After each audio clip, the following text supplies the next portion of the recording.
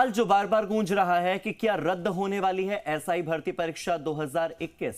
Cabinet sub committee की report को लेकर यह अपडेट सामने आया है। एसआई भर्ती 2021 रद्द करने की सिफारिश हुई है। ये हम नहीं कह रहे, सूत्रों के हवाले से यह खबर है। सूत्र बता रहे हैं कि परीक्षा में कई स्तर पर कमियां पाई गई, खामियां पाई गई, अनियमितताएं पाई गई, गड़बड़ियां पाई गई। सभी पहलुओं को देखते हुए परीक्षा रद्द करने की सिफारिश है, ये सूत्र बता रहे हैं। मंत्री जोगाराम का कहना है कि मुख्यमंत्री को रिपोर्ट दे दी गई है।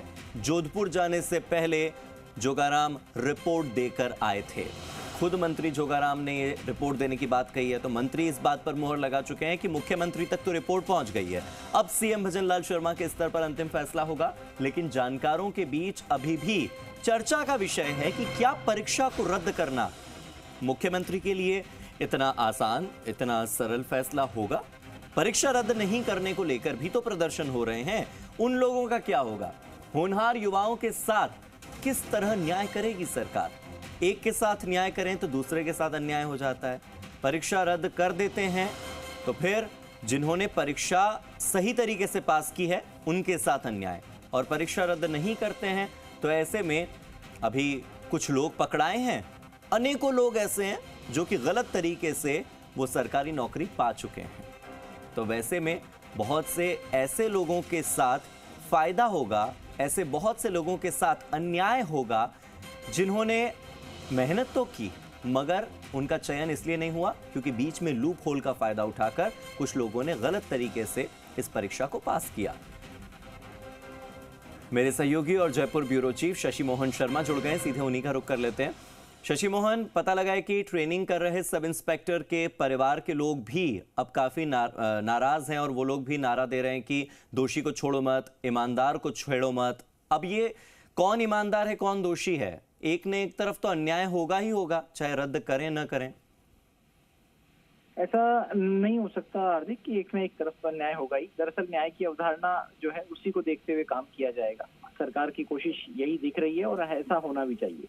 मंत्रियों की कमेटी इसीलिए बनी कि सभी पक्षों को सुन लिया जाए, सभी पक्षों से बात कर ली जाए, सभी पहलू समझे जाएं, इसके विधिक पक्ष समझे जाएं, इसके प्रशासनिक पक्ष समझे जाएं, पुलिस की भर्ती प्रक्रिया और ट्रेनिंग प्रोसेस, और उसके बाद में जो रिपोर्ट है वो मंत्रियों की जो कमेटी है उसे सौंप दी है। दरअसल संयोजक जोगाराम पटेल ने यह बात बताई कि उन्होंने रिपोर्ट सौंप दी है, और हालांकि उन्होंने रिपोर्ट परीक्षा रद्द करने के लिए सौंपी है या परीक्षा को यथावत रखने की बात को लेकर के सौंपी है, इस पर कुछ भी कहने से इनकार किया। लेकिन सूत्र यही बता रहे हैं कि वो परीक्षा रद्द करने की सिफारिश इसमें हो सकती है। हम अभी दावे से कुछ नहीं कहते, लेकिन सवाल ये है कि क्या परीक्षा रद्द करना इतना आसान होगा। दरअसल इस परीक्षा का आयोजन हुआ 2021 में और 859 लोगों के चयन के लिए ये परीक्षा हुई। 859 लोग चुने भी गए, जिसमें से 50 अब तकरीबन एसओजी की गिरफ्त में आ चुके हैं। 600 लोग जयपुर में ट्रेनिंग कर रहे हैं, 100 लोग किशनगढ़ पीटीएस में ट्रेनिंग कर रहे हैं। इसके साथ में भी तकरीबन 50 से 55 लोग ऐसे हैं जो अन्य जिलों में ट्रेनिंग कर रहे हैं। जिलों में इसलिए क्योंकि किसी का आरएएस भर्ती में मुख्य परीक्षा के लिए नंबर आया, किसी का अन्य भर्ती में नंबर आया, तो जो छुट्टी लेते हैं उन्हें ट्रेनिंग के समय से थोड़ा सा अलग करके फील्ड ट्रेनिंग में तैनात कर दिया जाता है, जिससे बाद में उन्हें स्ट्रीमलाइन किया जा सके।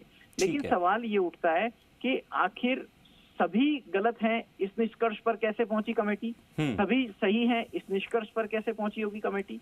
तो हालांकि वो तो दोनों ही केस संभव हो ही नहीं सकते, सभी गलत हों ये भी संभव नहीं और सभी सही हों ये भी संभव नहीं है।